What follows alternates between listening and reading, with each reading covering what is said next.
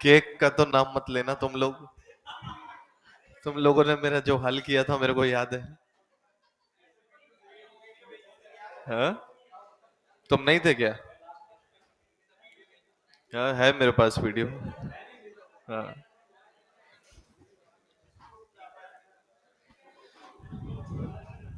चलिए स्टार्ट करें फिर। पीबीआर 322 समझ आया था? कोई डाउट नहीं है पीबीआर 322 में?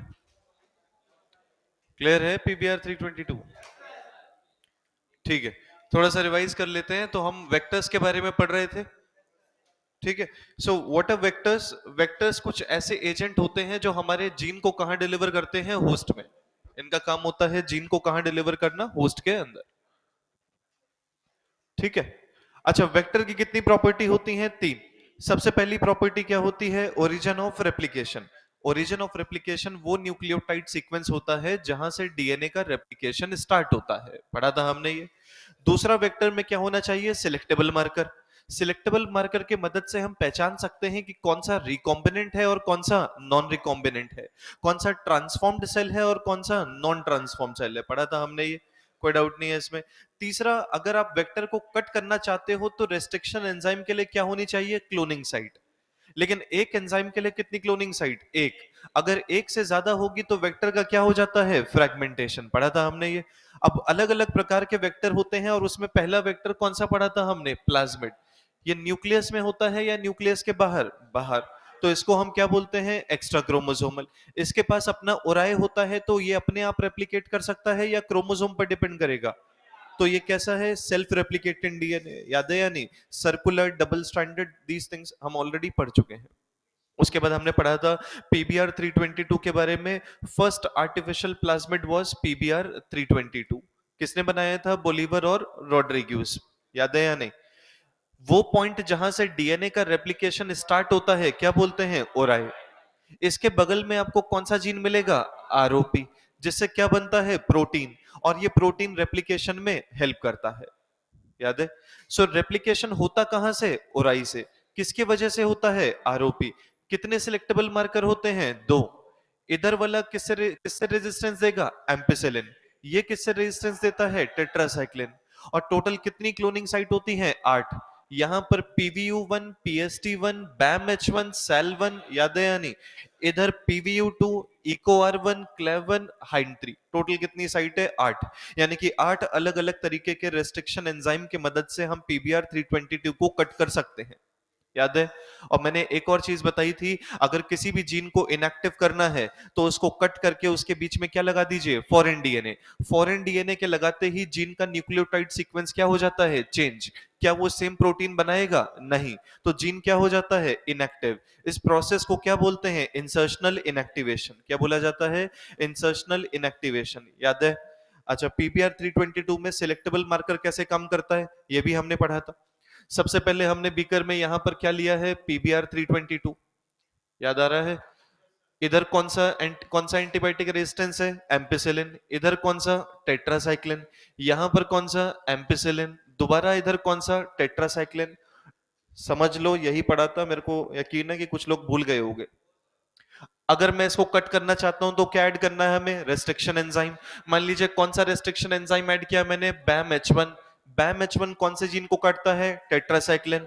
तो टेट्रासाइक्लिन वाला जीन क्या हो गया? कट। अब मुझे इसमें क्या ऐड करना है? Foreign DNA. तो मैं इसमें क्या डालूंगा? Foreign DNA. क्या फॉरेन डीएनए अपने आप जुड़ जाएगा या लाइगेज चाहिए? लाइगेज। लाइगेज की मदद से फॉरेन डीएनए जाकर कहां जुड़ेगा? किसके बीच में? टेट्रासाइक्लिन।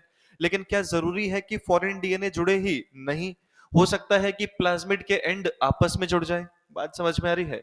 जिस पर फॉरेन डीएनए लगा उसे क्या बोलेंगे? रिकॉम्बिनेंट। जिस पर फॉरेन डीएनए नहीं लग पाया उसे क्या बोलेंगे? Non recombinant. याद आ रहा है? ऐसा कुछ पढ़ा था। अच्छा, इसको क्या बोलेंगे? रिकॉम्बिनेंट। क्या टेट्रासाइक्लिन के बीच में फॉरेन डीएनए है? तो टेट्रासाइक्लिन वाला जीन क्या हो गया? इनएक्टिव। लेकिन एम्पिसिलिन वाला क्या है? एक्टिव। नॉन रिकॉम्बिनेंट में क्या कोई भी फॉरेन डीएनए है? तो दोनों ही जीन क्या रहेंगे? एक्टिव। ऐसा ही पढ़ा था हमने। हमको चाहिए कौन सा? रिकॉम्बिनेंट। अच्छा, अब इस प्लाज्मिड का काम होता है डीएनए को कहां पर पहुंचाना? बैक्टीरिया में। कहां पर पहुंचाना? इस प्लाज्मिड वाले सॉल्यूशन को मैंने किस में पोर किया? बैक्टीरिया वाले मीडियम में। तो हो सकता है कि कुछ बैक्टीरिया ऐसे रह जाएं जिनके अंदर प्लाज्मिड गया ही नहीं। अगर प्लाज्मिड नहीं गया तो इसे क्या बोलेंगे? Non transformed and non recombinant. इसके अंदर प्लाज्मिड आया ही नहीं। सुन लीजिए, प्लाज्मिड नहीं आया तो क्या एम्पिसिलिन आएगा? नहीं। क्या टेट्रासाइक्लिन रेजिस्टेंट जीन आएगा? तो क्या इसको दोनों में से किसी से भी प्रोटेक्शन मिलेगी? नहीं। याद रहेगा या नहीं? दूसरी सिचुएशन ये है कि मान लीजिए प्लाज्मिड आया, लेकिन ये प्लाज्मिड कौन सा है? रिकॉम्बिनेंट या नॉन रिकॉम्बिनेंट? Non recombinant. तो इसको मैं क्या बोलूंगा? ट्रांसफॉर्म्ड बट नॉन रिकॉ। एम्पिसिलिन रेजिस्टेंट जीन भी काम कर रहा है और टेट्रासाइक्लिन भी। क्लियर है सबको? तीसरी सिचुएशन ये हो सकती है कि प्लाज्मिड आया, और कौन सा वाला प्लाज्मिड आया? रिकॉम्बिनेंट, जिसमें टेट्रासाइक्लिन वाले जीन में क्या लगा है? Foreign DNA. तो टेट्रासाइक्लिन के लिए रेजिस्टेंस क्या हो गया? खत्म। लेकिन एम्पिसिलिन के लिए अभी भी है। इसको मैं क्या बोलता हूं? Transformed and recombinant. चाहिए कौन सा हमें? Transformed and रिकॉम्ब। इन दोनों को मैं कितनी कल्चर प्लेट पे रखता हूं? दो। एक में कौन सा एंटीबायोटिक लिया? एम्पिसिलिन। दूसरे में कौन सा लिया? टेट्रासाइक्लिन। कितनी कॉलोनीज है हमारे पास? तीन। इधर भी कितनी कॉलोनी है? तीन। सबसे पहला कौन सा है? नॉन ट्रांसफॉर्म्ड और नॉन रिकॉम। क्या इसके अंदर प्लाज्मिड था? नहीं। क्या इसमें एम्पिसिलिन या टेट्रासाइक्लिन रेजिस्टेंट जीन था? नहीं। तो क्या इसको प्रोटेक्शन मिलेगी किसी से भी? नहीं। तो यहां पर भी ये खत्म हो जाएगा और यहां पर भी ये खत्म हो जाएगा। पढ़ा था हमने। क्लियर है सबको? तो ये दोनों क्या हो गए? दोनों ही मीडियम से ये वाले बैक्टीरिया क्या हो गए? एलिमिनेट। बच कौन से गए? दो। अब यहां पर आप देख सकते हैं ये कौन सा है? ट्रांसफॉर्म्ड और नॉन रिकॉम्बिनेंट। इसके अंदर एम्पिसिलिन से भी प्रोटेक्शन मिल रही है और टेट्रास। तो ये दोनों ही मीडियम में क्या कर रहा है? सर्वाइव। क्लियर है सबको ये? लेकिन अगर आप रिकॉम्बिनेंट वाले को देखेंगे तो खाली किस में सरवाइव करेगा? एम्पिसिलिन। टेट्रासाइक्लिन में नहीं करे। तो यहां पर सरवाइव कर रहा है, यहां पर सरवाइव नहीं कर रहा है। जो एक में सरवाइव करता है, दूसरे में सरवाइव नहीं कर रहा, इसका मतलब उसके बीच में क्या लगा हुआ है? Foreign DNA. और अगर फॉरेन डीएनए लगा है तो इसका मतलब वो क्या है? रिकॉम्बिनेंट। अगर दोनों में सरवाइव कर रहा है तो इसका मतलब फॉरेन डीएनए लग ही नहीं पाया। बात समझ में आ रही है? नहीं? अगर दोनों में सरवाइव किया तो दोनों जीन क्या है? एक्टिव। इसका मतलब फॉरेन डीएनए नहीं लगा है। अगर एक में सरवाइव कर रहा है, दूसरे में नहीं कर रहा है, इसका मतलब उसमें क्या होगा? Foreign DNA. क्लियर है? वो क्या होगा? रिकॉम्बिनेंट। ऐसा ही कुछ हमने पढ़ा था। अरे बोलो यार, क्लियर है या नहीं है? पढ़ चुके हैं ना हम? ये लिखा नहीं था इसके बारे में। ठीक है, लिख लिया है। और लिखने की जरूरत नहीं है। लिखो चुपचाप। लिखे। लिखना क्या है लेकिन? क्या कहाँ? यही लिखा था ना बस, इसके अलावा तो कुछ नहीं लिखा है। लिखे।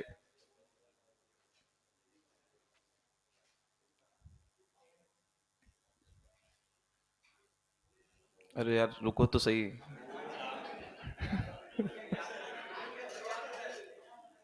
मेरा दिमाग चलना बंद हो गया। क्या हुआ? चाय मंगा दीजिए। लिखिए। In PBR 322, in PBR 322, in PBR 322, there are two types of selectable marker. In PBR 322, there are two types of selectable marker. That is, that is ampicillin resistant and tetracycline resistant genes. In PBR 322, there are two types of selectable marker, that is ampicillin resistant and tetracycline resistant genes. Clear है सबको ये? इसमें तो कोई दिक्कत नहीं है। कितने सेलेक्टेबल मार्कर होते हैं? दो। एक एम्पिसिलिन और दूसरा टेट्रासाइक्लिन। याद है या नहीं है? पढ़ा था हमने। नेक्स्ट पॉइंट लिखिए इसी के अंदर। It requires, it requires simultaneous plating. It requires simultaneous plating on two different culture media. It requires simultaneous plating on two different culture media. Simultaneous plating on two different culture media. भाई हम कितनी plates ले रहे हैं? दो। एक में हमने कौन सा एंटीबायोटिक लिया है? एम्पिसिलिन। दूसरे में कौन सा लिया है? टेट्रासाइक्लिन। दोनों के अंदर अगर ग्रो कर रहा है तो क्या बोलेंगे? Non recombinant. एक में ग्रो कर रहा है तो क्या बोलेंगे? रिकॉम्बिनेंट। याद है या नहीं? इन दोनों प्लेट पर हमको एक साथ कॉलोनीज को लेना है, इनको हमें ऑब्जर्व करना है। जो दोनों में मिल रहे हैं वो क्या होंगे? Non recombinant. जो एक में मिल रहा है वो क्या होगा? Recombinant. So it requires simultaneous plating on two different culture media, in two different culture media, which is which is a complex process, which is a complex process. NCERT में cumbersome process दिया है, उसका मतलब है complex process, which is a complex process. इसका disadvantage क्या है? दो अलग अलग मीडिया पे आपको कॉलोनीज को ग्रो करवाना पड़ता है, फिर दोनों को कंपेयर करना पड़ता है, जो कि काफी कॉम्प्लेक्स है. बात समझ में आ रही है नहीं? क्लियर है सबको? नेक्स्ट पॉइंट लिखिए, नेक्स्ट पॉइंट लिखिए. If colonies are surviving, if colonies are surviving, if colonies are surviving in both the mediums, if colonies are surviving in both the mediums, if colonies are surviving in both the mediums, comma, they are identified as, they are identified as non recombinant.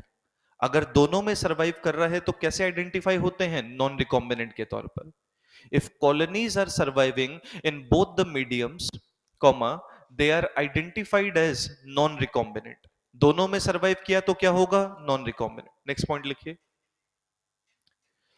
If colonies are surviving, if colonies are surviving only in one medium, if colonies are surviving only in one medium, if colonies are surviving only in one medium, comma, they are identified as recombinant, they are identified as recombinant.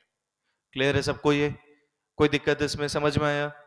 अगर दोनों में survive कर रहा है तो क्या बोलेंगे? Non recombinant. एक में सरवाइव कर रहा है तो क्या बोलेंगे? रिकॉम्बिनेंट. चाहिए कौन सा हमको? रिकॉम्बिनेंट. इस तरीके से हम दोनों को आइडेंटिफाई कर सकते हैं. डिसएडवांटेज क्या है? दो अलग अलग प्लेट पर साथ में हमको क्या करना पड़ता है? कल्चर. और दोनों को हमें ऑब्जर्व करना पड़ता है. ये इसका क्या है? डिसएडवांटेज. क्लियर है सबको? ये समझ में आया ये पूरा प्रोसेस या नहीं? डिसएडवांटेज क्या होता है? दो प्लेट्स पर कल्चर करना, ये इसका एक डिसएडवांटेज है, जो कि काफी कॉम्प्लेक्स प्रोसेस होता है. इसीलिए हमने और भी कुछ प्लाज्मिड्स बनाए, जैसे कि there is one plasmid called PUC 8 और 19. इसको हम बोलते हैं plasmid of University of California. यूनिवर्सिटी ऑफ कैलिफोर्निया के अंदर एक प्लाज्मिड बनाया गया, जिसे हमने बोला plasmid of University of California. Clear है सबको? ये लिखते रहिए इसको. What is PUC 8 or 19? We can call it as plasmid of University of California. Plasmid of University of California. कहाँ है कैलिफोर्निया? कोटा में है, चंबल के किनारे. ठीक है. So plasmid of University of California, PUC 8, 9, 10, 11, 12 ऐसे करके इसको हमने अलग अलग नंबर दिए हैं. क्लियर है सबको? ये भी प्लाज्मिड है. अब ध्यान से सुनना. अगर ये प्लाज्मिड है तो भाई इसकी भी शेप कैसी होगी? Circular double standard DNA. कैसा डीएनए होगा ये? Circular double standard DNA. समझ लो अब इसको. कैसा डीएनए है ये? Circular double standard DNA. अच्छा, प्लाज्मिड के पास अपना खुद का क्या होता है? Origin of replication. जहां से डीएनए का रेप्लिकेशन क्या होता है? स्टार्ट. अच्छा, यहां पर देखिए एक जीन पाया जाता है जिसको हम बोलते हैं एम्पिसिलिन रेजिस्टेंट जीन. कौन सा जीन है ये? Ampicillin resistant gene. किससे प्रोटेक्शन देगा ये? कौन से एंटीबायोटिक से? एम्पिसिलिन. वहां पर कितने थे? पीपीआर 322 में दो, एम्पिसिलिन और टेट्रासाइक्लिन. यहां पर कितने हैं? एक. कौन सा है ये? Ampicillin resistant gene. याद रहेगा. उधर दो थे, यहां पर कितने हैं? एक. एक और चीज देखिए यहां पर, अगर मैं इस प्लाज्मिड का एक छोटा सा सेगमेंट, ये वाला सेगमेंट देखता हूं, तो इस सेगमेंट को बोला जाता है लैक जेड जीन. क्या बोलते हैं इसे हम? Lac Z gene. Lac operon पढ़ा है या नहीं? कैसा सिस्टम है? इंड्यूसिबल या रिप्रेसिबल? बोथ.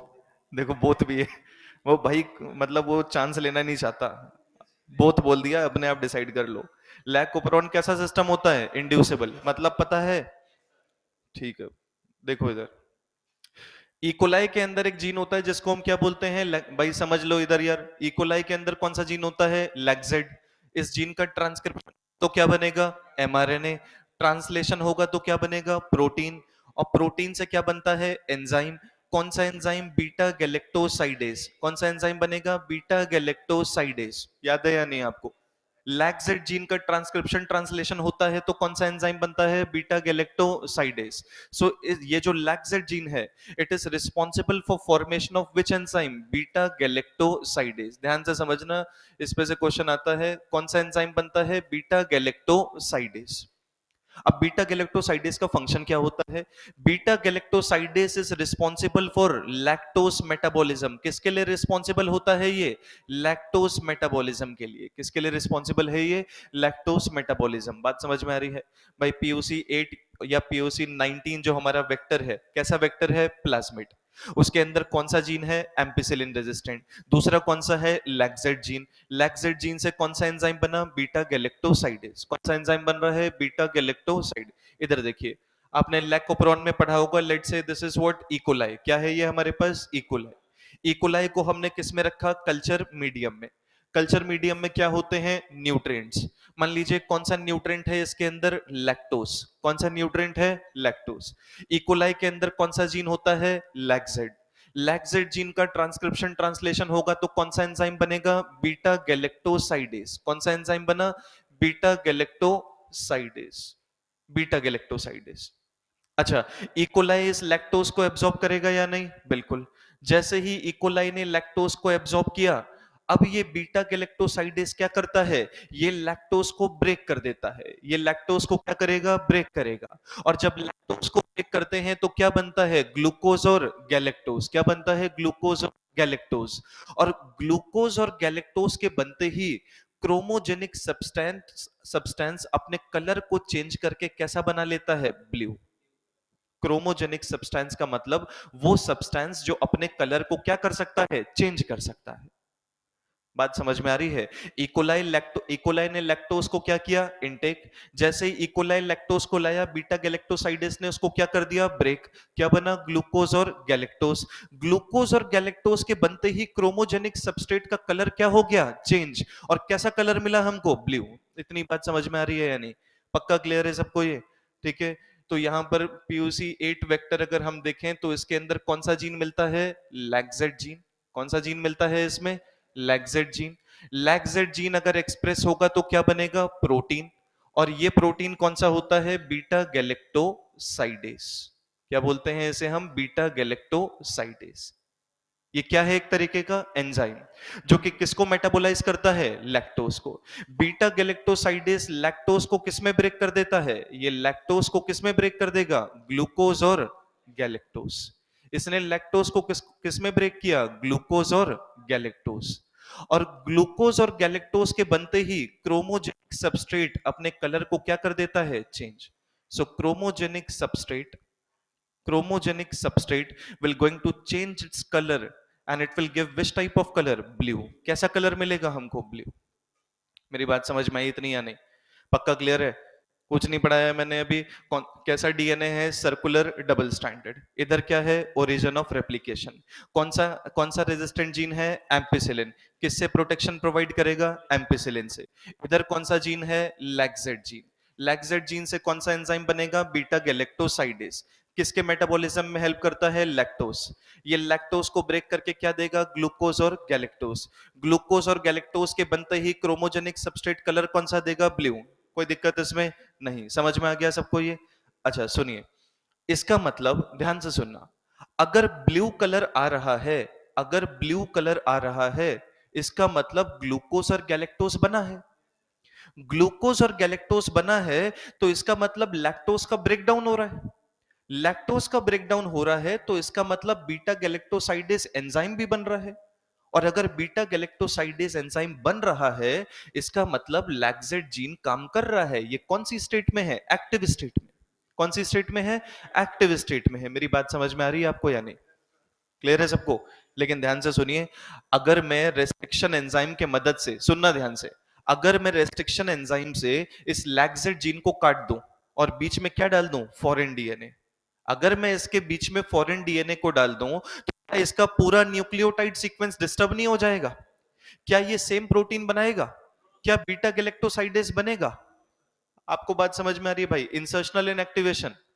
एम्पिसिलिन वाले जीन में अगर आपने फॉरेन डीएनए डाला तो वो क्या हो जाता है, इनएक्टिव। ऐसी अगर मैं इसमें फॉरेन डीएनए डाल दूं तो ये क्या हो जाएगा, इनएक्टिव। क्या बीटा गैलेक्टोसाइडेज बनेगा, नहीं। क्या लैक्टोज का मेटाबॉलिज्म हो पाएगा, नहीं। तो क्या ये ब्लू कलर आपको मिलेगा, कैसा कलर रह जाएगा, व्हाइट। याद रहेगा, पक्का क्लियर है। ब्लू कलर आ रहा है इसका मतलब जीन क्या है, एक्टिव। ब्लू कलर नहीं आ रहा है इसका मतलब जीन क्या है, इनएक्टिव। इनएक्टिव क्यों है, क्योंकि उसके बीच क्या डाला है हमने, फॉरेन डीएनए। क्या डाला है उसके बीच में हमने, फॉरेन डीएनए। बात समझ में आ रही है सबको, पक्का कोई कंफ्यूजन नहीं है इसमें, पक्का क्लियर है नहीं। तो अब यहां पर देखिए इसको हम कैसे यूज करते हैं। दोबारा से मान लीजिए हमने एक बीकर लिया, इस बीकर के अंदर हमने प्लाज्मिड लिए हैं बहुत सारे, और ये कौन से प्लाज्मिड हैं, पीयूसी 19। अच्छा, इसके अंदर कौन सा रेजिस्टेंट जीन होता है, एम्पिसिलिन। इधर कौन सा जीन होता है, लैक्जेट जीन, अभी पढ़ा था हमने या नहीं। इधर भी कौन सा जीन है, एम्पिसिलिन। यहां कौन सा जीन है, लैक्जेट जीन। क्लियर है सबको, कोई दिक्कत नहीं है। अच्छा, इसका काम क्या है, ये वेक्टर की तरह काम करेगा, हमारे जीन को कहां डिलीवर करेगा, बैक्टीरिया में। लेकिन जीन को डिलीवर करने के लिए पहले जीन को क्या करना पड़ेगा, ऐड करना पड़ेगा। तो मैं इसको क्या करूंगा, कट। और कट करने के लिए कौन सा एंजाइम यूज करेंगे, रेस्ट्रिक्शन। रेस्ट्रिक्शन एंजाइम कहां पर कट लगाएगा, लैक्जेट जीन। कहां कट लगाएगा, लैक्जेट। जैसे ही ये कट हुआ, अब मैंने इसके अंदर क्या डाला, फॉरेन डीएनए। क्या फॉरेन डीएनए अपने आप जुड़ सकता है या उसको लाइगेज चाहिए, लाइगेज। लाइगेज को लगाते ही फॉरेन डीएनए जाकर के किस में जुड़ सकता है, लैक्जेट जीन के बीच में। लेकिन क्या जरूरी है कि फॉरेन डीएनए लगे, नहीं। हो सकता है कि ये प्लाज्मिड के एंड दोबारा से क्या हो जाए, जुड़ जाए। जिस पे फॉरेन डीएनए लगा उसको हम क्या बोलेंगे, रिकॉम्बिनेंट।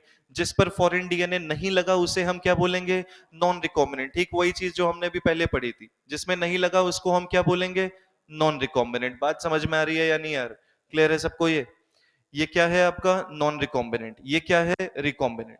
जिसके अंदर फॉरेन डीएनए लग गया है, इसका मतलब लैक्जेट जीन क्या हो जाएगा, इनएक्टिव। लैक्जेट जीन क्या हो जाएगा, इन। तो यहां पर हमारा लैक्जेट जीन क्या है, इसके अंदर लैक्जेट जीन क्या हो चुका है, इनएक्टिव। इनएक्टिव हुआ तो क्या बीटा गैलेक्टोसाइडेज बनेगा, इधर नहीं। इधर क्या फॉरेन डीएनए लगा है, नहीं।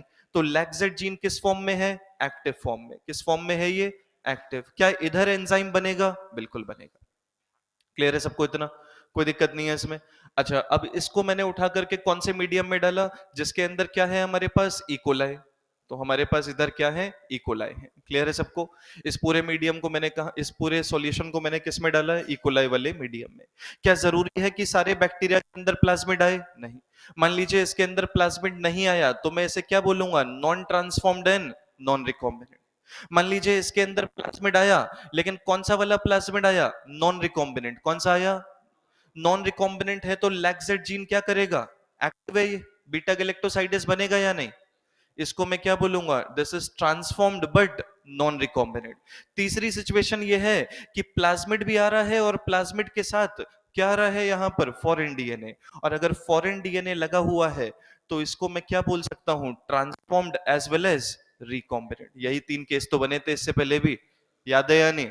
एक के अंदर प्लाज्मिड आया ही नहीं, दूसरे में खाली प्लाज्मिड आया, तीसरे में प्लाज्मिड भी है और साथ में फॉरेन डीएनए भी। क्लियर है सबको, कोई दिक्कत नहीं है इसमें। तीनों को उठा करके मैंने एक न्यूट्रेंट मीडिया के अंदर डाला, ठीक है। इसके अंदर हमने क्या ले रखे हैं, न्यूट्रेंट्स। अच्छा, न्यूट्रेंट के नाम पर मैंने क्या लिया है इधर, लैक्टोस। क्या लिया है हमने, लैक्टोस।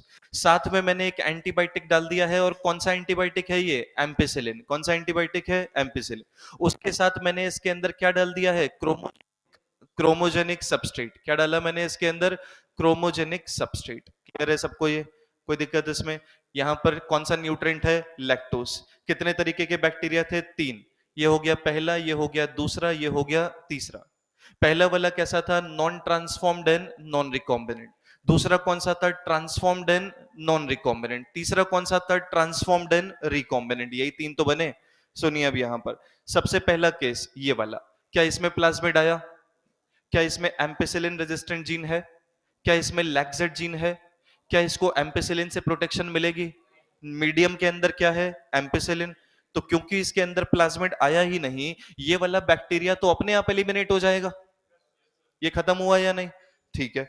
दूसरा वाला अगर केस देखें, नॉन रिकॉम्बिनेंट है, सुन लो ध्यान से। इसके अंदर प्लाज्मिड आया या नहीं, बिल्कुल। क्या इसमें फॉरेन डीएनए है, तो लैक्जेट जीन किस फॉर्म में होगा, एक्टिव।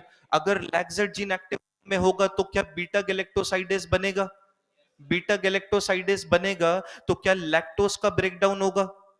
क्या बनेगा? ग्लूकोज और गैलेक्टो ग्लूकोज और गैलेक्टोज के बनते ही क्रोमोजेनिक सबस्ट्रेट अपने कलर को क्या करेगा? चेंज। और कैसा कलर आ जाएगा? ब्लू। कैसा कलर आ जाएगा? ब्लू। इतनी बात समझ में आ रही है? तीसरी तीसरी कंडीशन देखिए, ये कौन सा है? ट्रांसफॉर्म्ड और रिकॉम्बिनेंट। इसके अंदर प्लाज्मिड है, बिल्कुल। प्लाज्मिड के बीच में क्या लगा हुआ है? Foreign D. क्या लैक्सेट जीन यहां पर इनएक्टिव है? बिल्कुल। लैक्सेट जीन इनएक्टिव है तो क्या बीटा गैलेक्टोसाइडेस बनेगा? नहीं। लैक्टोज का ब्रेकडाउन होगा? नहीं। तो इसका कलर चेंज होगा क्या? नहीं। इसका कलर कैसा रह जाएगा? व्हाइट। कैसा रह जाएगा इसका कलर? व्हाइट। याद रहेगा।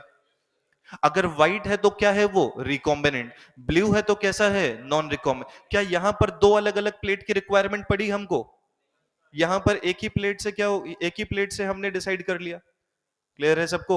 लेकिन पिछले वाले में कितनी कितनी प्लेटिंग करनी पड़ रही थी? दो। दोनों को एक साथ रख के क्या कर रहे थे? कंपेयर। जो दोनों में सरवाइव कर रहा था वो क्या था? Non recombinant. जो एक में कर रहा था वो रिकॉम। लेकिन यहां पर दो प्लेट्स की जरूरत नहीं पड़ती, एक ही प्लेट पर हमारा काम बन जाता है। बात समझ में आ रही है? कुछ कॉलोनीज किस कलर की होंगी? ब्लू। कुछ कॉलोनीज कैसी होंगी? व्हाइट। ब्लू वाले में एंजाइम बन रहा है, इसका मतलब उसके अंदर फॉरेन डीएनए नहीं लगा। व्हाइट वाले में एंजाइम नहीं बन रहा है, इसका मतलब उसके अंदर क्या है? Foreign DNA. क्लियर है सबको ये? इसका एडवांटेज समझ में आया? पीबीआर 322 के ऊपर वहां पर कितनी प्लेटिंग होती थी? दो। यहां पर कितनी प्लेटिंग होती है? एक।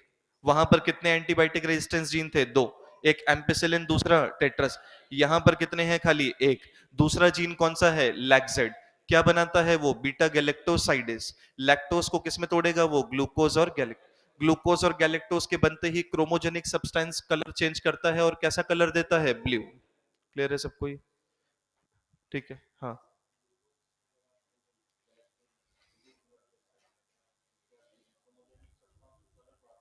क्रोमोजेनिक सब्सटेंस अलग है, एक्स गैल। एक्स गैल नाम का हम एक क्रोमोजेनिक सब्सटेंस लेते हैं जो कि ग्लूकोज और के बनते ही अपने कलर को चेंज कर देता है। ग्लूकोज गैलेक्टोज अलग है, क्रोमोजेनिक सब्सटेंस अलग है। जैसे ही ग्लूकोज गैलेक्टोज बनता है, क्रोमोजेनिक सब्सटेंस अपने कलर को बदल देता है ब्लू कलर में। समझ में आया या नहीं है? क्लियर है सबको ये? नोट करिए इसको।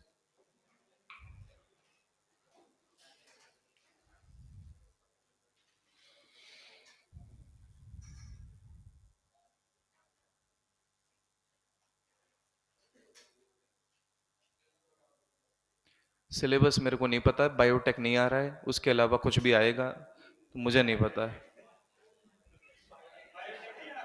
हाँ? ना, ये जो अभी जो टेस्ट होने वाला है आपका, मेरे को ये भी नहीं पता है कि कब होगा। मुझसे कुछ उम्मीद मत करो तुम।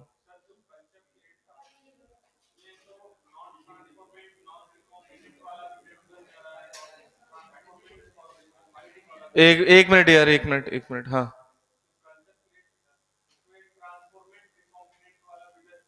कहाँ कर रहा है? अपने आप हो जा रहा है। ट्रांसफॉर्म्ड रिकॉम्बिनेंट कहाँ उसकी डेथ हो रही है? इस वाले की बात कर रहे हो या पीबीआर 322 की? इसी वाले में? अच्छा। लो बताओ जरा कहाँ खत्म हुआ? हाँ। क्या है? क्या खा के आए हो? दिमाग हिल गया है तुम्हारा यार। ये देखो, ये बोल रहा है ट्रांसफॉर्म्ड रिकॉम्बिनेंट का डेथ हो जा रहा है इसमें। अबे, नॉन ट्रांसफॉर्म नॉन रिकॉम्बिनेंट खत्म हो गया। ठीक है, बाकी दो बच जाएंगे। ये है आपका ट्रांसफॉर्म्ड एंड रिकॉम्बिनेंट, ये तो सरवाइव कर रहा है ना। इसमें तो एम्पिसिलिन रेजिस्टेंस जीन है। लगाया कहाँ है फॉरेन डीएनए आपने? लैक्सेट जीन के बीच में। तो कौन सा जीन इनएक्टिव हुआ? लैक्सेट।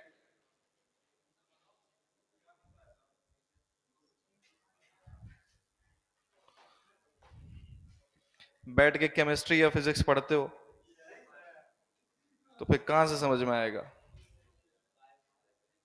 हाँ?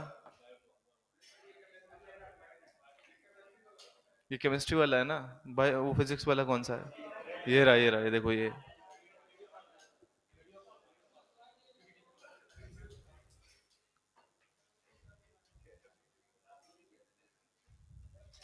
हो गया, ये लिख लिया ये।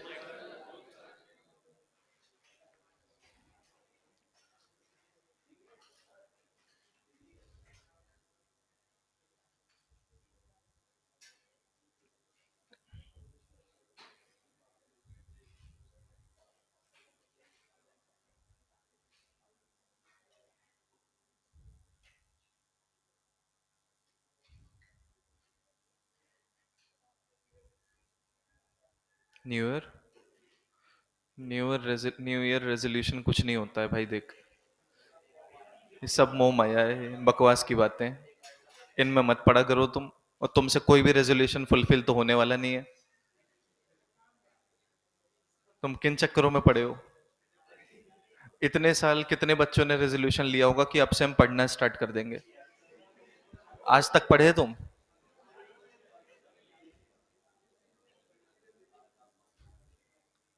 रेजोल्यूशन लिया ही तोड़ने के लिए जाता है।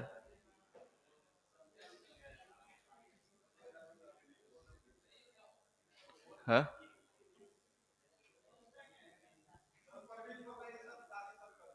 क्या कह रहे हो? क्या कर लेगा मेरे साथ?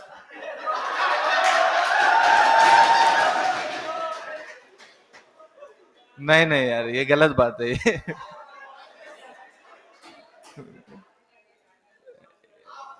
अरे उसे करने दो यार, तुम मेरे को क्यों बोल रहे हो?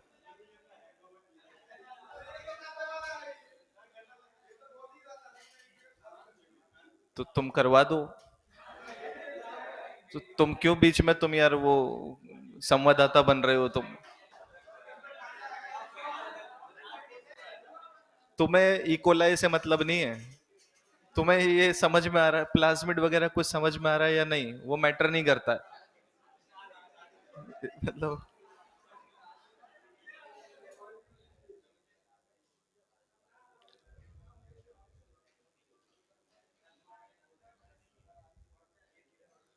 अभी ऐसे और भी लोग बैठे होंगे क्लास में, कुछ समय बाद बोलेंगे कि रिकॉम्बिनेंट मर जाता है।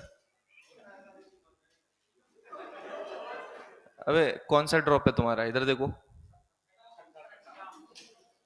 कौन सा ड्रॉप है ये? हाँ, झूठ बोल रहे हो। पांचवा होगा कम से कम। ये और हम लोग साथ में बारहवीं करे थे। यार बुरा तो नहीं मान रहे हो तुम?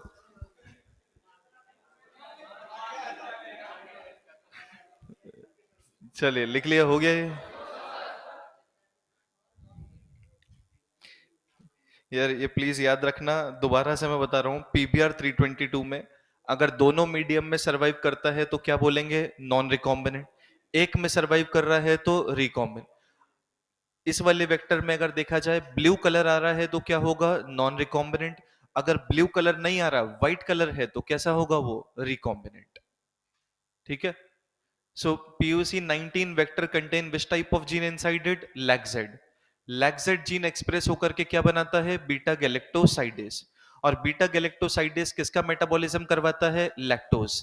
लैक्टोज को ब्रेक करके क्या बनेगा? ग्लूकोज और गैलेक्टोज। ग्लूकोज और गैलेक्टोज के बनते ही क्रोमोजेनिक सब्सटेंस का कलर क्या हो जाता है? चेंज। और कैसा कलर आता है? Blue colour. ठीक है, क्लियर है सबको ये? बस।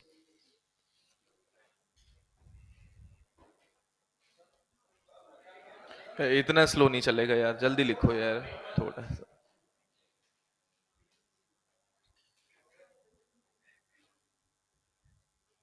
इतनी बार बना दिया है ये, अगर अभी भी देखना पड़ रहा है बोर्ड से।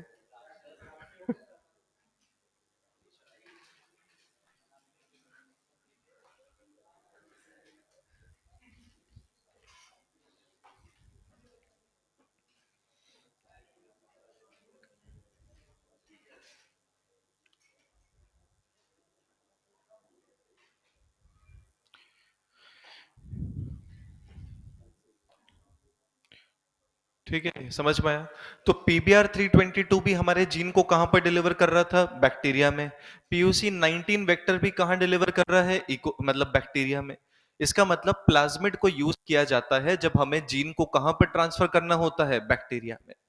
सो plasmid is used to transform which type of cell, bacterial cell. लिखा था लास्ट क्लास में ये। प्लाज्मिड को कौन से प्रकार के सेल को ट्रांसफॉर्म करने में यूज किया जाता है, बैक्टीरियल सेल। अगर आप डीएनए को बैक्टीरिया में पहुंचाना चाहते हैं तो सबसे बेस्ट वेक्टर कौन सा है यहाँ पर, प्लाज्मिड। कौन सा वेक्टर है, प्लाज्मिड। हो गया, चले आगे। ठीक है। अच्छा, तो बैक्टीरिया में पहुंचाना है डीएनए को, तो क्या यूज कर सकते हैं हम, प्लाज्मिड। क्या यूज किया जाता है, प्लाज्मिड यूज किया जाता है। क्या प्लाज्मिड के अलावा कोई और वेक्टर भी यूज किया जा सकता है बैक्टीरिया में डीएनए को पहुंचाने के लिए? मैंने आपको शुरुआत में बताया था, there are some virus which infect bacteria. कुछ ऐसे वायरस होते हैं जो किसे इन्फेक्ट करते हैं, बैक्टीरिया को। और ऐसे वायरस को हम क्या बोलते हैं, such type of viruses are called bacteriophage. क्या बोलते हैं इनको हम, बैक्टीरियोफेज। ज्यादा इसके बारे में नहीं पढ़ना है, ये मैं आपको पहले बता चुका हूं बैक्टीरियोफेज के बारे में। बैक्टीरियोफेज क्या, कौन से वायरस होते हैं, these are the virus which infects, yes these are the virus which infect bacteria. So these are the viruses which infects bacteria. ये वो वायरस होते हैं जो बैक्टीरिया को इन्फेक्ट करते हैं। सुनिए एक मिनट। ये मान लीजिए हमारे पास बैक्टीरिया है, इकोलाई। ये इधर वायरस है, इस वायरस को हम क्या बोलेंगे, बैक्टीरियोफेज वायरस। ये वायरस बैक्टीरिया के सरफेस पर क्या होगा, अटैच। अटैच होने के बाद अपने जेनेटिक मटेरियल को कहां रिलीज कर देता है, बैक्टीरिया में। कहां रिलीज कर देता है, बैक्टीरिया में। फिर बैक्टीरिया के एंजाइम को यूज करके ये अपने डीएनए की मल्टीपल कॉपीज बनाता है। पढ़ा था ऐसा हमने या नहीं? जब ये मल्टीपल कॉपीज बन जाती हैं वायरस के डीएनए की, तो डीएनए का क्या होता है, ट्रांसक्रिप्शन। फिर क्या होगा, ट्रांसलेशन। क्या बनेगा, प्रोटीन। और ये प्रोटीन इकट्ठा होकर के क्या बना लेता है, कोटिंग, जिससे कि नए वायरस रेडी हो जाते हैं या नहीं? पढ़ा था ऐसा हमने। और फाइनली ये बैक्टीरियल सेल क्या हो जाता है, बर्स्ट। बर्स्ट होने के बाद वायरस कहां रिलीज हो जाते हैं, बाहर। कोई भी ऐसा वायरस जो बैक्टीरिया को इन्फेक्ट करे, बैक्टीरिया में मल्टीप्लाई करे, अपने नंबर को इंक्रीज करे बैक्टीरिया के अंदर, ऐसे वायरस को क्या बोलते हैं, बैक्टीरियोफेज। तो सुनिए, क्या हम कह सकते हैं कि भाई ये बैक्टीरियोफेज वायरस जो है, इसकी नेचुरल टेंडेंसी है कि ये अपने जेनेटिक मटेरियल को बैक्टीरिया में रिलीज कर सकता है? क्या हमने यहां पर कुछ फैसिलिटेट किया? नेचुरली ये बैक्टीरियोफेज वायरस अपने डीएनए को कहां पर रिलीज कर देता है, बैक्टीरिया में। कहां पर रिलीज कर देता है, बैक्टीरिया में। बात समझ में आ रही है या नहीं? पक्का क्लियर है सबको? तो अगर ये बैक्टीरियोफेज है, और ये बैक्टीरियोफेज का अंदर क्या है हमारे पास, डीएनए। ये बैक्टीरियोफेज का क्या है, डीएनए। हमने बैक्टीरियोफेज के डीएनए को क्या कर दिया, कट। और कट करने के बाद इसमें क्या लगा दिया हमने, अपना फॉरेन डीएनए। क्या लगा दिया इसमें हमने, फॉरेन डीएनए। बात समझ में आ रही है? अब मैंने बैक्टीरिया को और बैक्टीरियोफेज वायरस को सेम मीडियम में रखा। बैक्टीरियोफेज वायरस नेचुरली अपने डीएनए को कहां पर डिलीवर करता है, बैक्टीरिया में। और जब ये अपने डीएनए को बैक्टीरिया में रिलीज करेगा, तो क्या साथ में मेरा फॉरेन डीएनए भी रिलीज हो जाएगा या नहीं? अरे बोलो यार, क्लियर है सबको? ज्यादा नहीं पढ़ना है इसमें। बैक्टीरियोफेज कौन से वायरस होते हैं जो किसको इन्फेक्ट करते हैं, बैक्टीरिया को। कहां मल्टीप्लाई होते हैं, बैक्टीरिया में। इनकी टेंडेंसी होती है कि ये नेचुरली अपने डीएनए को कहां रिलीज कर सकते हैं, बैक्टीरिया। अगर मैं बैक्टीरियोफेज के डीएनए के बीच में अपना डीएनए लगा दूं, तो क्या ये अपने साथ मेरा डीएनए भी ले जा सकते हैं बैक्टीरिया में या नहीं? तो इसी यही तो काम होता है वेक्टर का। वेक्टर क्या होता है, जो हमारे डीएनए को कहां डिलीवर करे, होस्ट में। क्लियर है सबको ये? तो क्या हम इसको बैक्टीरिया को ट्रांसफॉर्म करने के लिए यूज कर सकते हैं या नहीं? क्या हम इसको बैक्टीरिया में जीन डिलीवर करने के लिए यूज कर सकते हैं या नहीं? क्लियर है सबको? So what is bacteriophage? It is a virus which is used to transform, it is a virus which is used to transform bacterial cell. It is used to transform which type of cell, bacterial cell. यानी कि अगर आप bacteria में DNA को पहुंचाना चाहते हैं, तो कितने प्रकार के वेक्टर अवेलेबल हैं आपके पास, दो। पहला कौन सा था, प्लाज्मिड। दूसरा कौन सा है, बैक्टीरियोफेज। याद रहेगा। अगर बैक्टीरिया में जीन को पहुंचाना है, तो कितने प्रकार के वेक्टर यूज किए जा सकते हैं, पहला कौन सा, प्लाज्मिड। दूसरा कौन सा है, बैक्टीरियोफेज। लेकिन क्या हमेशा डीएनए को बैक्टीरिया में ही पहुंचाया जाता है? भाई डीएनए को हम प्लांट में भी पहुंचाना चाह सकते हैं, डीएनए को हम एनिमल में भी इंसर्ट कर सकते हैं, कहीं पर भी किया जा सकता है। तो सेल के हिसाब से अलग अलग टाइप के हमारे पास वेक्टर होते हैं। जैसे कि अगर आप प्लांट में पहुंचाना चाहते हैं, तो एक दूसरा वेक्टर होता है जिसको हम बोलते हैं एग्रोबैक्टीरियम ट्यूमिफेशियन। सुना है सबने, एग्रोबैक्टीरियम ट्यूमिफेशियन? कई बार इस पे से सवाल आए हैं। एग्रोबैक्टीरियम ट्यूमिफेशियन क्या होता है ये? It is a kind of bacteria. Bacteria या वायरस है? ऑब्वियसली बैक्टीरियम लिखा है, सोच रहे हैं कुछ लोग। ये क्या है? एक तरीके का बैक्टीरिया जो कि सॉइल के अंदर पाया जाता है। कहां पर पाया जाता है? Soil. Agrobacterium is a bacteria which is commonly present inside soil. So हम इसको बोल सकते हैं that it is a common soil bacterium. It is a common soil bacterium. तो सॉइल के अंदर पाए जाने वाला एक नॉर्मल बैक्टीरिया है ये। It is a common soil bacterium जो कि कहां पर पाया जाता है? सॉइल में। एक और बात, this agrobacterium mainly infects, agrobacterium mainly infects which type of plant? Dicot plant. कैसे प्लांट्स को इन्फेक्ट करता है ये? Dicot plant. अच्छा, डाइकॉट प्लांट की लीफ नैरो होती है या ब्रॉड होती है? ऐसा नहीं कि बाद में बोल रहा हूं तो वही सही होगा। Broad leaves, broad leaves, so they mainly infect plants which have which kind of leaf? Broad leaves। बात समझ में आ रही है? बैक्टीरिया मिलता कहाँ है? सॉइल में। कहाँ मिलता है? सॉइल में। कौन से प्लांट्स को इन्फेक्ट करता है? डाइकॉट, जिनकी लीव्स कैसी होती हैं? ब्रॉड। बात समझ में आ रही है? एग्जाम्पल कैन बी, बताइए। सोयाबीन डाइकॉट है या मोनोकॉट? लिख रहा हूं तो ऑब्वियसली डाइकॉट होगा। उसके बाद one more example can B cotton. ठीक है, ये कुछ किसके एग्जांपल हैं? डाइकॉट प्लांट्स के, जिनको कौन इन्फेक्ट करता है? एग्रोबैक्टीरियम। क्लियर है सबको? ये कोई दिक्कत नहीं है इसमें। कहां पाया जाता है? सॉइल में। कौन से प्लांट को इन्फेक्ट करता है? डाइकॉट, जिनकी लीव्स कैसी होती हैं? ब्रॉड। अच्छा, सीरियल्स क्या होते हैं? मोनोकॉट या dicot? Example of serial? Wheat. हाँ, ठीक है। बस बस बस बस बस बस, ठीक। Cereals are what? मोनोकॉट। तो सीरियल को इन्फेक्ट करेगा क्या एग्रोबैक्टीरियम? नहीं, खाली इन्फेक्ट करता है dicot. It infect dicot plant, ठीक है, विच है broad leaf. Example can be soybean and cotton. अच्छा, इन्फेक्ट करने के बाद ये करता क्या है? It causes, exactly, it causes one disease called crown gall tumour. क्या करता है ये? Crown gall tumour. So it causes one disease in plant and this disease is called crown gall tumor। देखिए, मान लीजिए सॉइल है, सॉइल के अंदर यहां पर क्या होती हैं? डाइकॉट प्लांट की रूट्स। और सॉइल के अंदर ही आपको क्या मिलता है? एग्रोबैक्टीरियम। ये एग्रोबैक्टीरियम रूट सेल्स के जरिए अंदर जाता है। उसके बाद सेल्स को रैपिडली डिवाइड करवाता है, जिससे कि यहां पर aggregated mass of abnormal cell बन जाते हैं, जिनको हम बोलते हैं ट्यूमर या क्राउन गॉल ट्यूमर। कैंसर पढ़ा है आपने? What is cancer? Uncontrolled division of cell. Uncontrolled division of cell is called what? Cancer. जब बॉडी का डिवीजन के ऊपर से कंट्रोल खत्म हो जाए और सेल अनकंट्रोलेबली डिवाइड होने लगता है, तो aggregated mass of abnormal cell बनता है या नहीं? उस aggregated mass of abnormal cell को हम क्या बोलते हैं? ट्यूमर। अगर एक जगह पर है तो बेनाइन, अगर स्प्रेड हो रहा है तो मैलिग्नेंट। पढ़ा है आपने ये सब या नहीं? बिल्कुल पढ़ा होगा। तो ये बैक्टीरिया किसके कांटेक्ट में आता है? रूट के सेल्स के अंदर पेनिट्रेट करता है और उस सेल को किस में ट्रांसफॉर्म कर देता है? कैंसरस, यानी कि ट्यूमर सेल में। बात समझ में आ रही है? ठीक है, तो ये किसके साथ कांटेक्ट में आता है? कौन से सेल्स के? Root cells. कौन से सेल्स के? Root cell. ध्यान से सुनना, इसको लिख लेना बाद में। Late say this is agrobacterium. ये हमारे पास क्या है? Agrobacterium tumefaciens. So let say this is Agrobacterium tumefaciens. ये कॉमन सॉइल बैक्टीरिया है। उसके बाद ये कांटेक्ट में किसके आता है? Plant cell. कौन से पार्ट के? Root. So let say this is normal plant cell. ये हमारे पास एक नॉर्मल प्लांट सेल है। कौन से पार्ट का? रूट। क्लियर है सबको?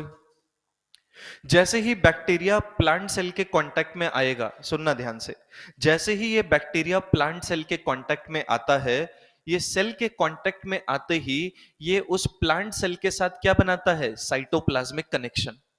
ताकि यहां का साइटोप्लाज्मिक कंटेंट यहां जा सके और इधर का साइटोप्लाज्मिक कंटेंट यहां आ सके। जैसे गैप जंक्शन होता है। बात समझ में आ रही है या नहीं? अच्छा, ये बैक्टीरिया है, तो बैक्टीरिया के न्यूक्लियस में जो डीएनए होता है उसे क्या बोलते हैं? क्रोमोसोमल। जो न्यूक्लियस के बाहर होता है उसे क्या बोलते हैं? Extra chromosomal. पढ़ा था हमने या नहीं? एक्स्ट्रा क्रोमोसोमल डीएनए को हम और क्या बोलते हैं? प्लाज्मिड। तो क्या इस बैक्टीरिया में प्लाज्मिड मिलेगा? बिल्कुल। इस वाले बैक्टीरिया में भी हमको क्या मिलेगा? प्लाज्मिड। और इस प्लाज्मिड को हम क्या बोलते हैं? TI plasmid. ध्यान से सुनिएगा, इसको हम क्या बोलते हैं? TI plasmid. टीआई का मतलब क्या होता है? Tumour inducing plasmid. क्या बोलते हैं इसे? Tumour inducing plasmid. बात समझ में आ रही है? लेकिन ये पूरा का पूरा प्लाज्मिड प्लांट सेल के अंदर नहीं जाता, ये पूरा प्लाज्मिड प्लांट सेल के अंदर नहीं जाता। बात समझ में आ रही है या नहीं? इस प्लाज्मिड का एक छोटा सा हिस्सा होता है जिसको हम बोलते हैं टीडीएनए। क्या बोलते हैं इसे? टीडीएनए। इस प्लाज्मिड के एक छोटे हिस्से को हम क्या बोलते हैं? टीडीएनए। टी का मतलब यहां पर क्या होता है? ट्रांसफर। यानी कि क्या पूरा प्लाज्मिड जाएगा या प्लाज्मिड का छोटा सेगमेंट जाएगा? सेगमेंट जाएगा। और जो सेगमेंट वहां पर ट्रांसफर होता है उस सेगमेंट को हम क्या बोलते हैं? ट्रांसफर डीएनए या टीडीएनए। मेरी बात समझ में आ रही है?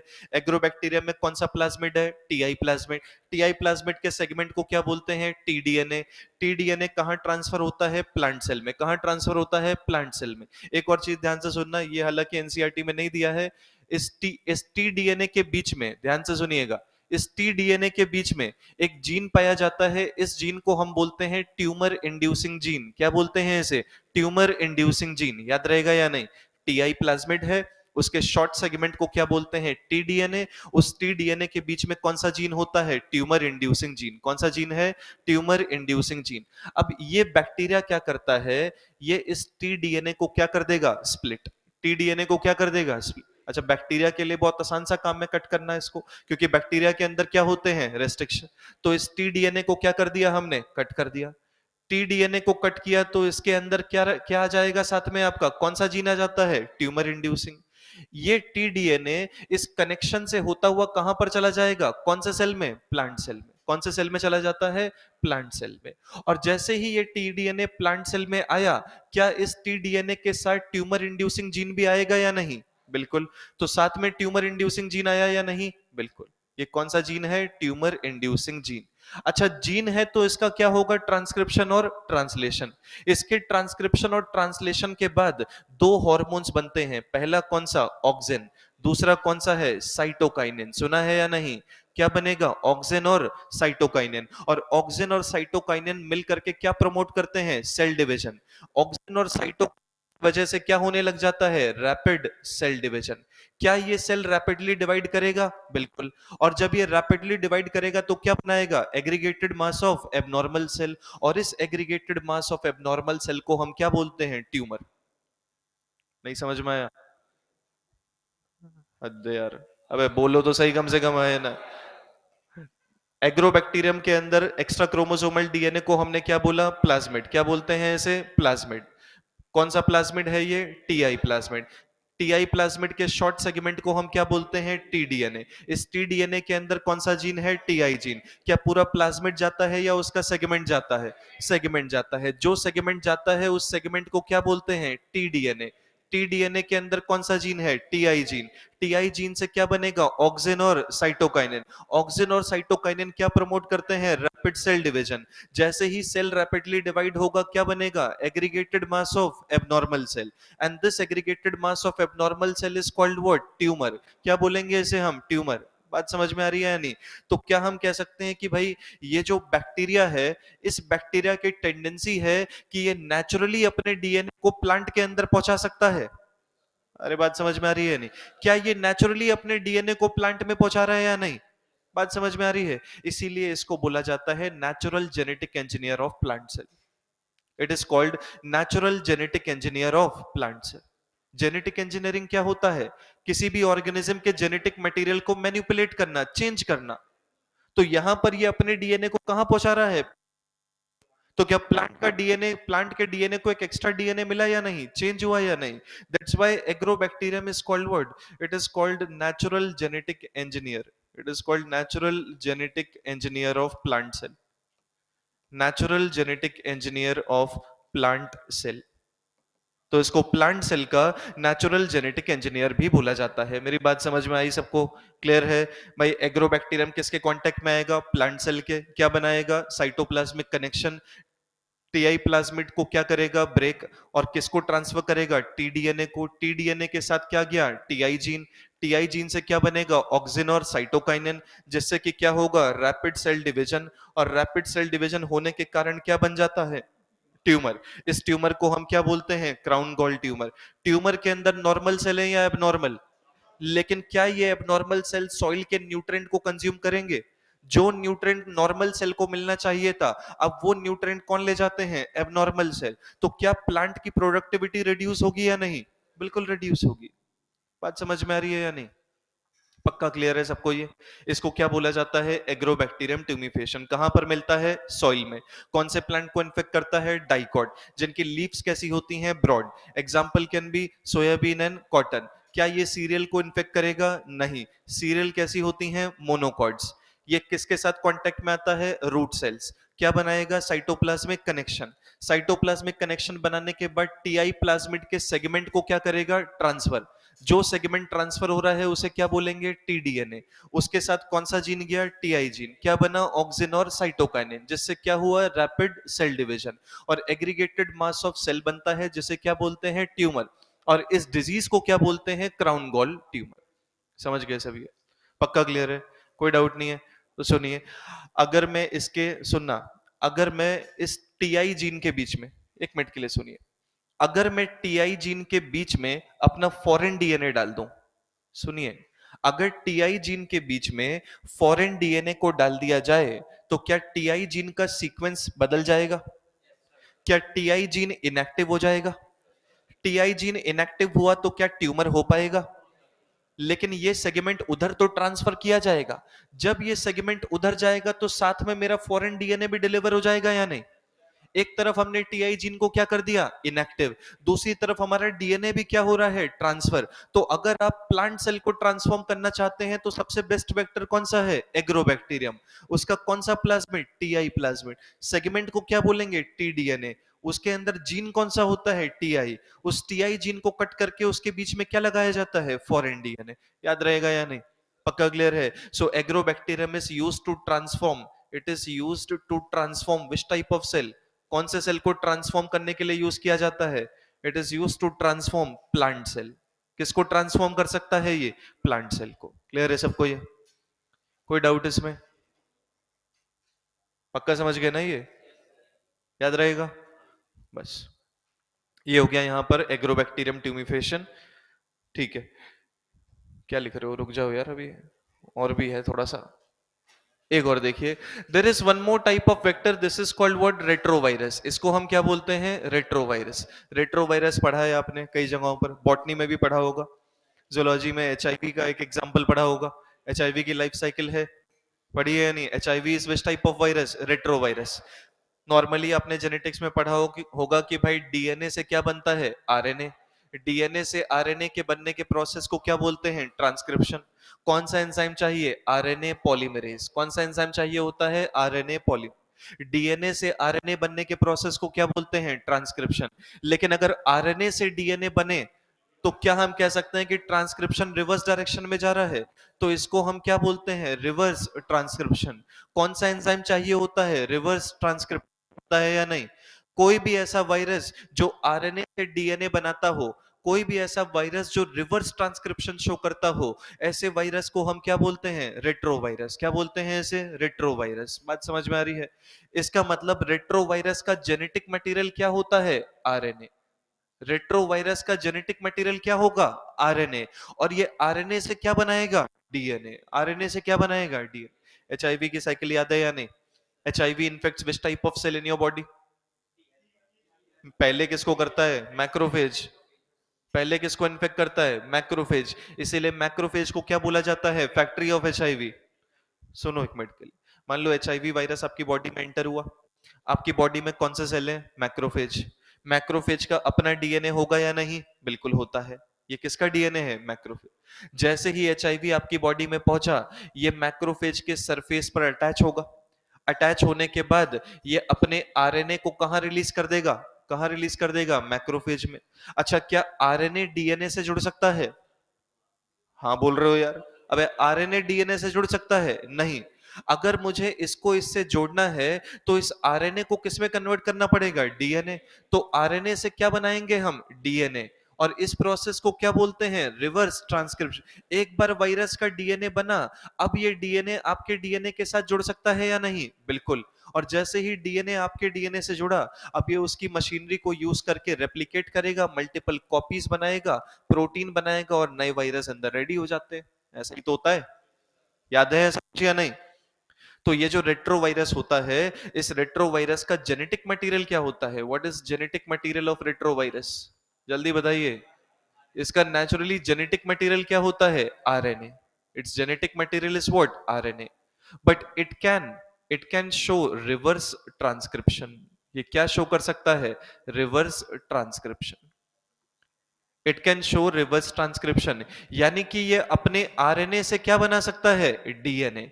और जैसे ही डीएनए बना, ये अपने डीएनए को किसके साथ जोड़ देता है? होस्ट के डीएनए के साथ। और उसके बाद क्या बनाता है? अपनी मल्टीपल कॉपीज। क्लियर है सबको? पक्का समझ में आ रहा है? इनका जेनेटिक मटेरियल कौन सा होता है? आरएनए। आरएनए से क्या बनाते हैं? डीएनए। कौन सा प्रोसेस कर रहे हैं? Reverse transcription. याद रहेगा? पक्का क्लियर है? अच्छा, तो क्या मैं कह सकता हूं कि भाई ये जो रेट्रोवायरस है, रेट्रोवायरस के पास टेंडेंसी होती है कि ये अपने जेनेटिक मटेरियल को एनिमल सेल के अंदर रिलीज कर सकते हैं। अबे बैक्टीरियोफेज किस में रिलीज करता था? बैक्टीरिया में। एग्रोबैक्टीरियम किस में रिलीज करता है? प्लांट में। रेट्रोवायरस किस में रिलीज करेगा? एनिमल सेल में। किस में रिलीज करता है? तो क्या इसकी टेंडेंसी है कि ये अपने जेनेटिक मटेरियल को एनिमल सेल में रिलीज कर सकता है?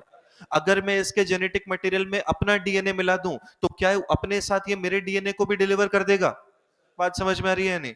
ठीक है, तो ये रेट्रोवायरस करता क्या है? This retrovirus can transform, it can transform, ध्यान से सुनना, it can transform normal cell, it can transform normal cell into cancerous cell. ये कुछ नॉर्मल सेल को किस में बदल सकता है? Cancerous cell.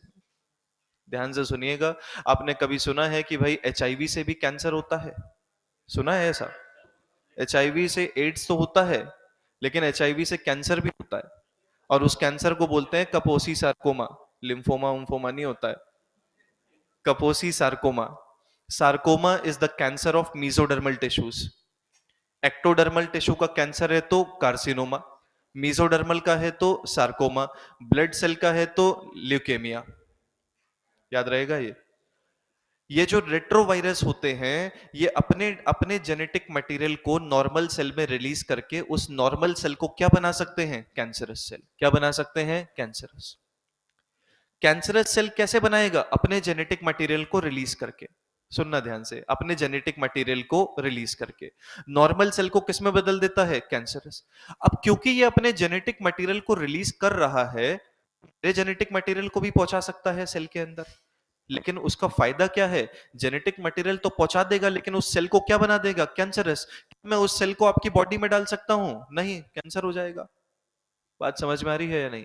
तो पहले हम क्या करते हैं, इस रेट्रोवायरस की जितनी भी कैंसर कॉजिंग प्रॉपर्टी होती, जितने भी कैंसर करने वाले इसके आर्म्स होते हैं, हथियार होते हैं, उसका हम क्या कर देते हैं? डिसआर्मेमेंट।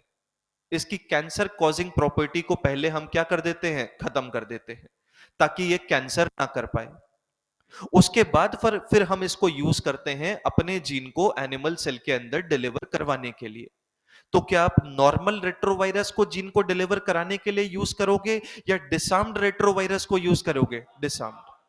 नॉर्मल को यूज करोगे तो जीन तो डिलीवर हो जाएगा, लेकिन वो नॉर्मल सेल किस में बदल जाएगा? कैंसरस। इसीलिए नॉर्मल को ना यूज करके हम किसे यूज करते हैं? डिसआर्म्ड, जिसकी कैंसर कॉजिंग प्रॉपर्टी को क्या कर दिया जाता है? खत्म कर दिया जाता है। ये वर्ड याद रखना। So disarmed, disarmed retrovirus, disarmed retrovirus, disarmed retrovirus is used to transform, is used to transform animal cell. Disarmed retrovirus is used to transform animal cell. तो अगर आप एनिमल सेल के अंदर डीएनए को पहुंचाना चाहते हैं, तो सबसे बेस्ट वेक्टर कौन सा है आपका? रेट्रोवायरस। कैसा रेट्रोवायरस? डिसआर्म्ड, जिसकी कैंसर कॉजिंग प्रॉपर्टी क्या हो जाती है? खत्म हो जाती है। क्लियर है सबको ये? तो कितने प्रकार के वेक्टर हमने पढ़े? सबसे पहला कौन सा था? प्लाज्मिड। प्लाज्मिड डीएनए को कहां पहुंचाता है? बैक्टीरिया में। दूसरा कौन सा पढ़ा? बैक्टीरियोफेज। बैक्टीरियोफेज डीएनए को कहां पहुंचाता है? बैक्टीरिया में। उसके बाद कौन सा पढ़ा? एग्रोबैक्टीरियम। एग्रोबैक्टीरियम कहां डिलीवर करता है? प्लांट में। उसके बाद कौन सा पढ़ा? रेट्रोवायरस। ये कहां पर डिलीवर करता है? एनिमल सेल में। कौन से सेल में? एनिमल सेल में। तो किस प्रकार का वेक्टर आपको यूज करना है, ये डिपेंड करता है कि कौन से होस्ट में आपको पहुंचाना है डीएनए। बैक्टीरिया में पहुंचाना है, या बैक्टीरियोफेज। प्लांट में पहुंचाना है तो एग्रोबैक्टीरियम, एनिमल में पहुंचाना है तो डिसार्म्ड रेट्रोवायरस। याद रहेगा सबको ये? पक्का क्लियर है सबको? समझ में आया? एक और चीज देखिए, आप एक्सरसाइज के क्वेश्चन सॉल्व करेंगे तो वहां पर आपको कुछ ऐसी भी स्टेटमेंट मिल सकती है, सुनिए। ये क्या है? एग्रोबैक्टीरियम। अंदर कौन सा प्लाज्मिड है? टीआई। सेगमेंट को क्या बोला? टीडीएनए। जीन को क्या बोला? टीआईजी। टीआई जीन से क्या हो रहा है? ट्यूमर। टीआई जीन से क्या हो रहा है? ट्यूमर। लेकिन अगर मैं इसमें फॉरेन डीएनए लगा दूं तो टीआई जीन क्या हो गया? अरे बताओ यार, इसमें फॉरेन डीएनए लगा दिया तो टीआई जीन क्या हो जाएगा? क्या इसकी ट्यूमर कॉजिंग प्रॉपर्टी खत्म हो जाएगी या नहीं? तो नॉर्मल नॉर्मल टीआई प्लाज्मिड को यूज करते हैं या डिसार्म्ड को? क्या बीच में फॉरेन डीएनए लगा के मैं इस जीन को इनएक्टिव कर रहा हूं, इसकी कैंसर या ट्यूमर कॉजिंग प्रॉपर्टी को खत्म कर रहा हूं? तो क्या इसका डिसआर्मेमेंट हो रहा है या नहीं? तो यहां पर भी हम क्या यूज कर रहे हैं? डिसार्म्ड। डिसार्म्ड एग्रोबैक्टीरियम। क्लियर है सबको? समझ में आया ये? पक्का? डिसार्म्ड डिसार्म्ड वेक्टर के कितने एग्जांपल हैं? दो। पहला डिसार्म्ड क्या है हमारे पास? TI plasmid. दूसरा कौन सा है? डिसार्म्ड रेट्रोवायरस। क्लियर है सबको? कोई डाउट नहीं है ना? नोट कर लो इसको जल्दी।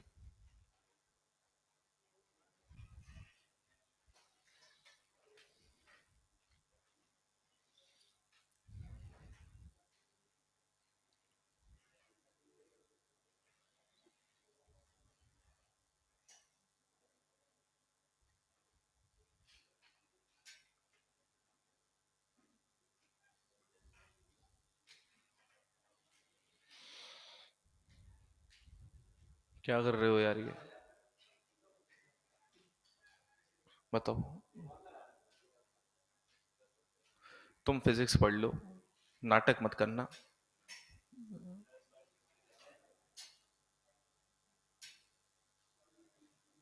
हो गया ये?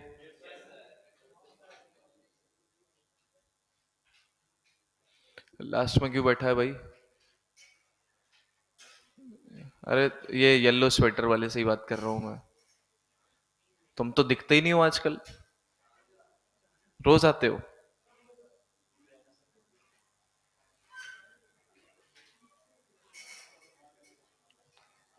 भाई डाउट नहीं आ रहा कोई? है?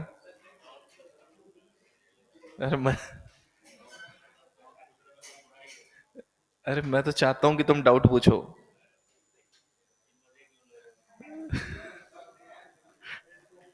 नेक्स्ट लिखिए।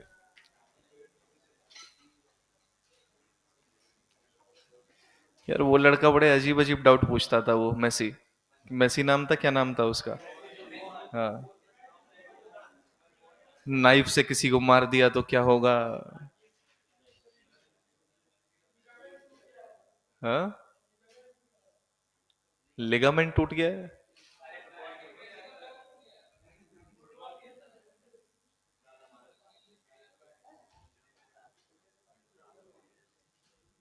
So natural genetic engineer of plant cell is एग्रोमेट। Natural genetic engineer of bacterial cell is bacteriophage.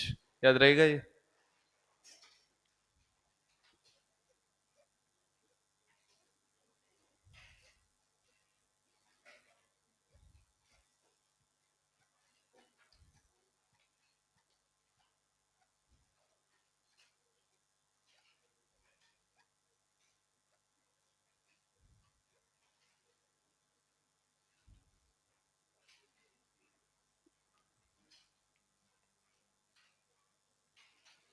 ये मेरी फोर्थ क्लास ही है ना इधर, इस चैप्टर की।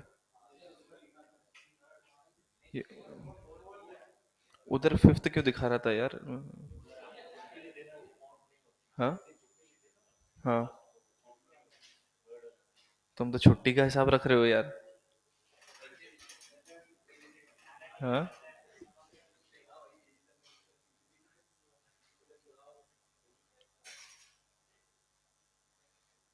नेक्स्ट।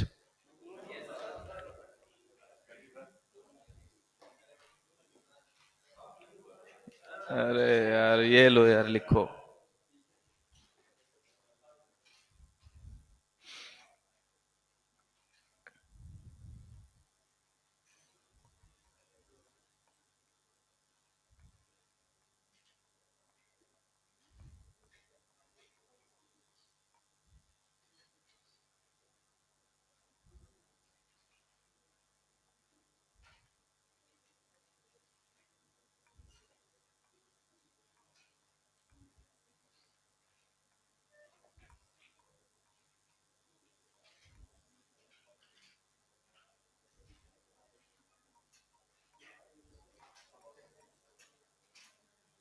चले नेक्स्ट।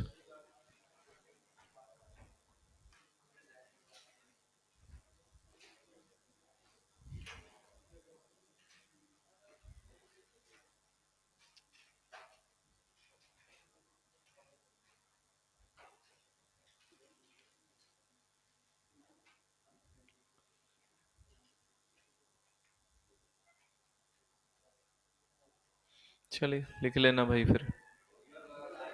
3:15 तक ही है क्लास मेरी इधर। बताया तो था आपको मैंने 3:15 तक। कल से मतलब कहाँ एडजस्ट हुई है? नहीं नहीं, मेरी क्लास 3:15 तक ही है इधर। क्योंकि मेरी दो क्लास के बीच में गैप नहीं है, इधर से उधर जाना पड़ता है।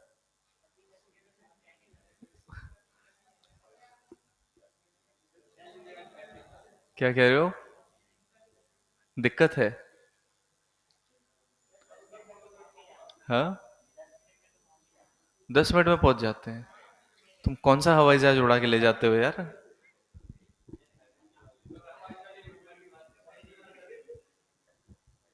10 मिनट में पहुंचा देता है।